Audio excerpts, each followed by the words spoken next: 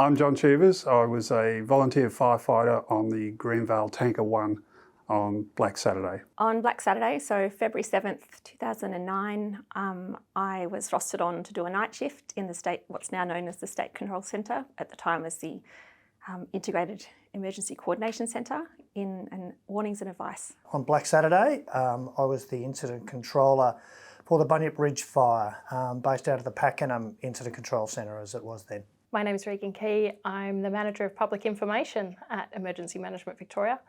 And on the 7th of February 2009, I was in the information unit in the Pakenham Incident Control Centre working on a fire at the Bunyip Ridge. I was the night shift incident controller on the Bunyip Ridge track fire. Then on the Monday, I transitioned to Deputy Incident Controller for the Kinglake Murrindindi complex based at Kangaroo Ground.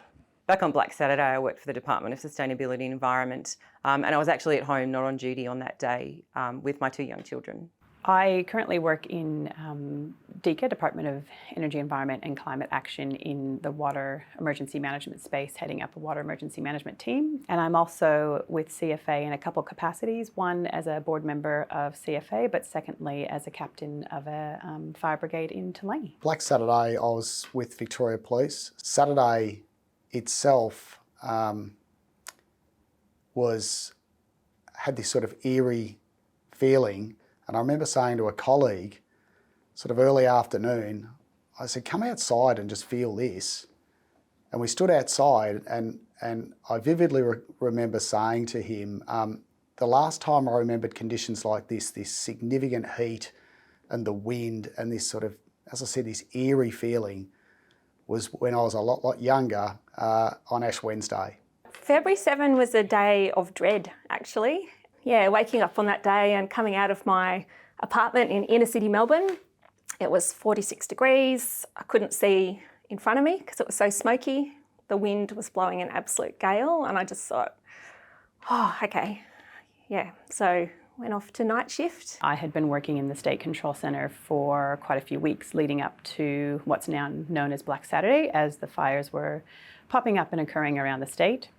And I remember the day before the weather report, and the person who gave the weather report for the following day, which is now known as Black Saturday, I remember their hands shaking when they gave the report. And so that's a really clear memory that I have leading up to it. And then on the day, I had made the decision the day before that I needed to be home and be with family and friends just in case anything had happened. So I actually didn't come into the State Control Centre that day as Public Information Officer. I was home with family in Kinglake. As it turned out, in hindsight, I'm really quite thankful that I was, because I was able to be home with family and friends and successfully defend my home and my friends and family's homes.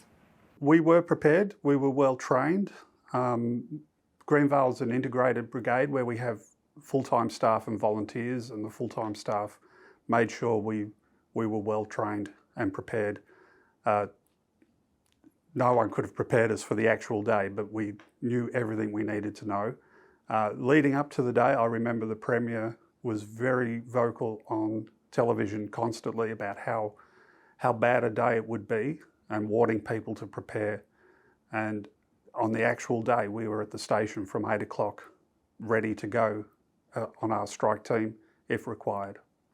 I recall at 0300 on Black Saturday, I had a whole series of firefighters down by the Bunyip River, and we had 30-metre flame height backing down a hill toward the Bunyip River, and which at that time in the morning was extraordinary, and we didn't have enough time to suppress that fire, and I made a decision to evacuate those firefighters and get them into a safe location, but understanding that did put a lot more fire in the landscape, and that fire was likely to have devastating impacts the following day. My memories of Black Saturday are a bit of a sense of inevitability as I got up that morning, we were dealing with a fire that had been going for some days before the day itself. We had been warned about what was ahead, and there was, as I drove to the Pakenham Incident Control Centre, understanding what we were going to be dealing with, that sense of what might happen. That inevitability, though, was absolutely about uncertainty as well. In this business, we can't predict everything, and so we knew what was likely to happen in its broader sense, that the fire that we were dealing with would continue to burn and probably get out of control, as in fact it did. So there was a sense of inevitability there for me as we started the day.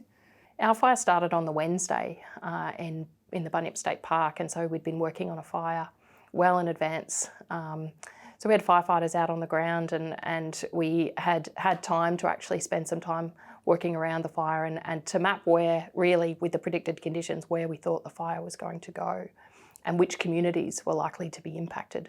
We were able to use the systems and the processes and the information that we did have, spend the time with the community, talking to them, engaging them with them. Our biggest day, and apart from Black Saturday, was probably the day before, when we ran 6 or 7 community meetings in a range of different communities to the south of Bunyip State Park, Tonnenbach, Labatouche, down into Warragul, and talked to each and every one of those communities about what was coming tomorrow. I'd done all of the washing and the drying of clothes before 8 o'clock in the morning.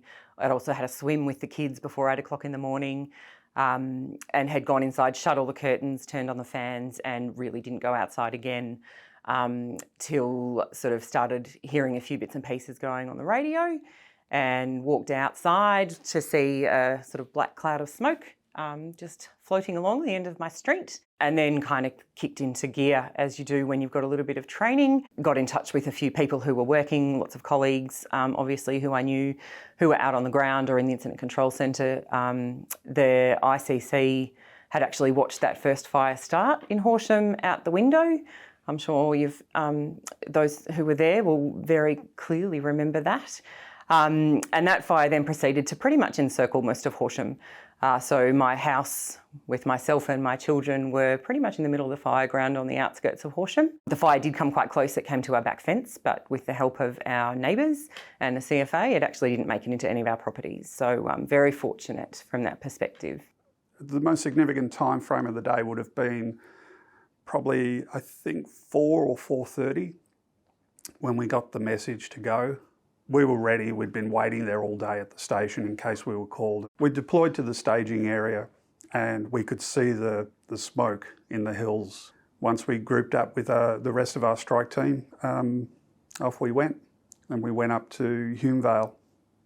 A key for me would be the fact that no one told me that when the fire front hits, it takes all the oxygen, and I couldn't breathe. There was just no air to breathe. The other key memory for us was that we were able to rescue 3 people from Hume-Vale on the day, which was very significant for that family. And they were well prepared to defend their home. They had ample water, but their pump got an air bubble in it and they couldn't restart it. And before we could set up to help them, the fire hit us and we managed to get them out, but they lost their home. Working in emergency management is usually pretty orderly. Everybody knows their job and just gets on and does it. And it just felt like it reached a point that day and that night shift, when we kind of all realised we were well outside our lived experience at that point. It was just like the systems and the processes and our experiences had been surpassed. Yeah, it wasn't enough anymore. Police had a significant role on Black Saturday in a variety of ways. In all of the fire impacted areas, local police responded very, very quickly, supporting agencies, setting up traffic management points, closing off roads, helping evacuate people, helping move people along, and supporting those agencies, as I said. There are occasions where many of our police risk their own lives to help people evacuate the area. Marysville, for example, some police there received bravery awards for what they did to to help community get out of that area, who, had they have stayed on that football oval, almost certainly would have perished.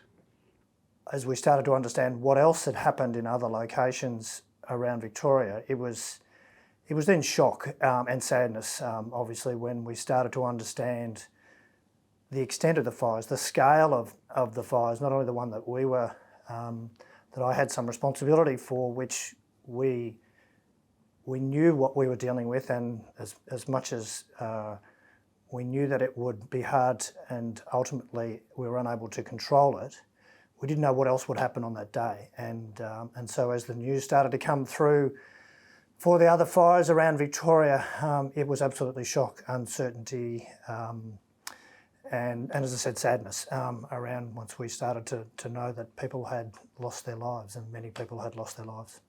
That moment that we really realised how big that day was with the 5 o'clock news. We'd been working all day since 7 o'clock. We'd been working the 3 days prior on this fire. This was a big day. We knew where the fire was moving. We could, we had good information from the ground about what was happening. We knew communities had left or where they were staying.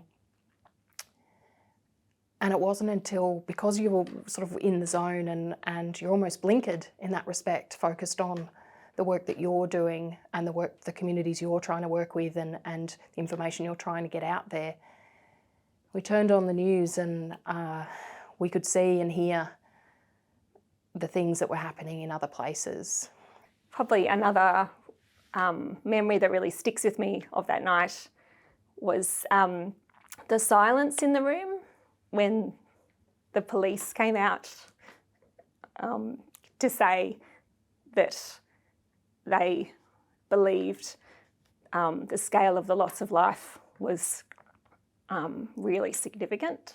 I just remember there was nearly 200 of us in that room at that moment, and there was just silence. It was just a really full-on moment. Yeah.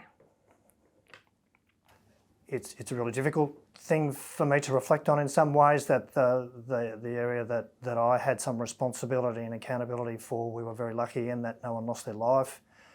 Many houses were burnt down, so I'm challenged by getting any satisfaction there, but it's a really important thing that I do reflect on and think that the work that we did helped to save people's lives.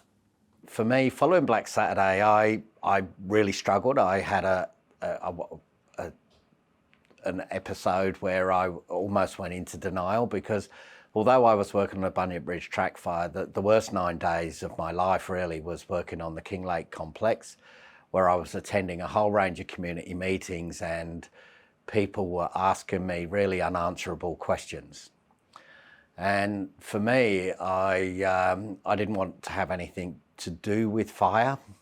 After that, I didn't want to be around it or work on fire anymore. It sort of really took the wind out of my sails, and it had what I thought was going to be lifelong impacts on my ability to do my job. However, after I did have clinical support, so I had psychologists supporting me through that journey. And after a couple of years, I think having that psychological support helped me work through why I was feeling the way I was feeling and what impact that Black Saturday had on me, and realised that it was a completely normal reaction to going through such a traumatic event. We knew it was a catastrophic day and everyone was preparing for the worst. I don't think anyone could have foreseen what actually occurred, and the way that communities got together right across those fire impacted grounds was just phenomenal. Supporting loved ones, supporting neighbours, supporting friends, and then rebuilding those communities. One of the things I think I took for granted when I lived in Horsham was the strength of community and the resilience that communities have within their own selves. And the support that sort of, everyone came out of the woodwork and was helping each other and sort of getting on with that. And in hindsight, you didn't even think twice about it, but that is quite special. in emergency services, we're trained to do what we do, and you hope that you hope you can actually go through with it, and you hope that you can lock in and try to leave that emotion out. And I had a friend and a colleague who was in emergency management as well, and in the sector, who were around us. And at one point they called me, they were down the street, and they called me and said, "Dawn, I know that we can't leave because it's too late, but I need you to remind me why." Whilst I might normally be a fairly emotive person, I just, like I said, locked in, and I had a job to do and I was going to do it, and I had a responsibility that I felt. And so I just reminded them why they couldn't leave, and if they did now, it was likely to be a pretty bad decision and probably a fatal decision. And they just needed that person to say, or to remind them why they weren't about to, pop in a car or put a family in a car and go when it was absolutely 100% too late. And to have that memory now, and to know that I can still, see those people and catch up with them, is pretty amazing, and one that really sticks in my memory from the day. We learnt a lot from the 2009 Black Saturday fires. There has been significant reform undertaken in the emergency management sector, widespread reforms that have supported our preparation and prevention activities for emergencies, in particular fires in this state. Our warnings and public information system has significantly matured, ensuring that we get timely and accurate information out to community to enable them to make those decisions. The primary improvement that I've seen following Black Saturday is the channels of information we can get to people now. We can provide them with better, more accurate information, more timely information, and allow people to make better decisions. So I'm very, very proud of the efforts of Victoria Police members and all of the other agencies that put themselves and their lives on the line to keep communities safe.